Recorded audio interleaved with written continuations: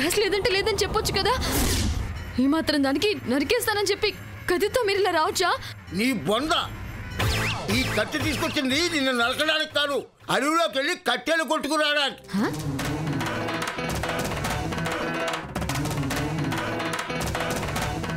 అడవిలో నీ గ్యాస్ బండు కావాలంటే నీ నాగరికం తగలయ్యా.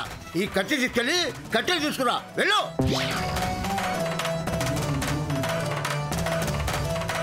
ఈ కత్తి తీసుకో. తీసుకో వెళ్ళండి, కట్టెలు కొట్టుకురండి. ఓం నమః శివాయ, ఓం నమః శివాయ, ఓం నమః శివాయ, ఓం నమః శివాయ.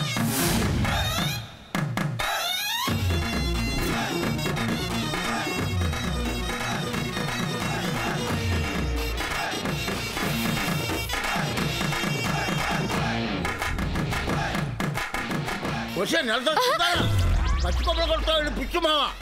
అడవిలోకి వెళ్ళి ఎండు కొమ్మలు కొట్టుకురా, వెళ్ళు, వెళ్ళుకో. ఓం నమః శివాయ.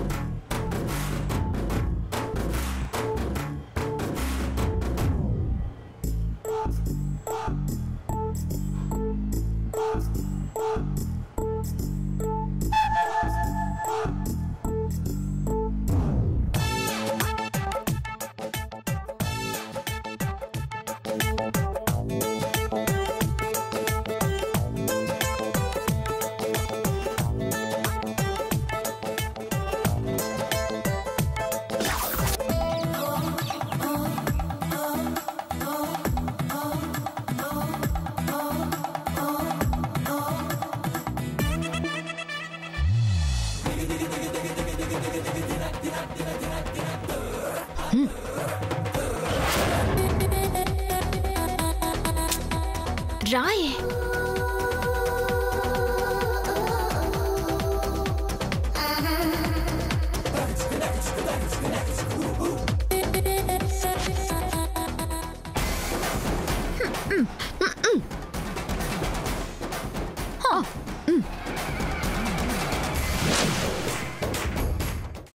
అమ్మా, అలాంటి వాళ్ళది నిజమైన ప్రేమ కాదు, అది వ్యామోహం.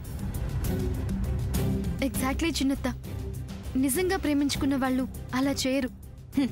ఎంత మనసు విరిగిపోతే కన్న కూతుర్ని పట్టుకొని మా దృష్టిలో చచ్చిపోయా ఉంటుందా తల్లి? అది సరే అమ్మా, తన కూతురుతో తన మాట అనేటప్పుడు ఆమె మాటల్లో వ్యథ, కళ్ళల్లో బాధ గమనించావమ్మా? పెద్దబాబుకు బర్త్డే విషెస్ చెప్పు కూడా వెళ్ళాం కదా. ఊరికే ఎలా కాలిపోతుంది?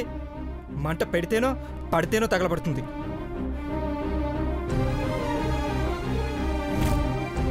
కరెక్ట్ చిన్నబాబు, నీకొచ్చినట్టే నాకు డౌట్ వచ్చింది.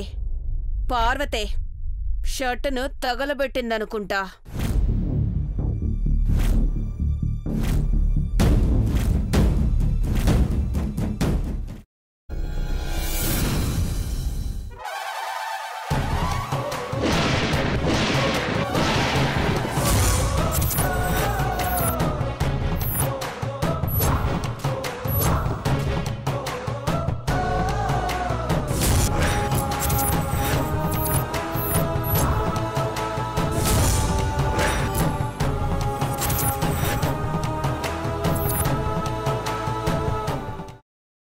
తర్వాత పొట్టు తీసేసి చాప్ చేసి పక్కన పెట్టుకోవాలి.